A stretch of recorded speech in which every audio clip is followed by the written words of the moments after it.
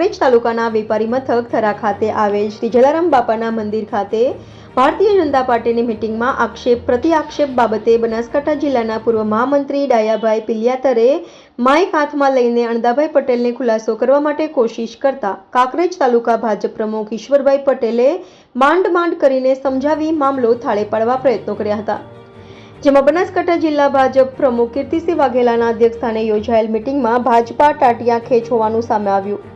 થરા માર્કેટયાર્ડના પૂર્વ ચેરમેન અણદાભાઈ પટેલે પોતાના સમય અનુસાર કાંકરેજ તાલુકા ભારતીય જનતા પાર્ટીના કાર્યકર તરીકે સેવા આપી હતી, જેમાં હવે કોઈ માર્કેટયાર્ડનો અથવા તો પછી ગત લોકસભાની ચૂંટણીમાં મુદ્દા અંગે આડકતરી રીતે અમુક લોકો વિરોધ કરતા હોય એવું જાહેર મંચ ઉપરથી બોલતા મામલો ગરમાયો છે। ત્યારે હવે ક્યાંક ને ક્યાંક જવાબદાર ભારતીય જનતા પાર્ટીના કાર્યકરો વચ્ચેનો મતભેદ હોઈ શકે છે। ત્યારે હવે આવનાર દિવસોમાં જિલ્લા પંચાયત અને તાલુકા પંચાયતની ચૂંટણી પહેલા જ કાંકરેજ ભારતીય જનતા પાર્ટીમાં વિરોધનો વંટોળ ફૂંકાયો છે। ત્યારે હવે જિલ્લા ભાજપ પ્રમુખ કીર્તિસિંહ વાઘેલા કેવી રીતે મેનેજ કરશે એ જોવાનું રહ્યું।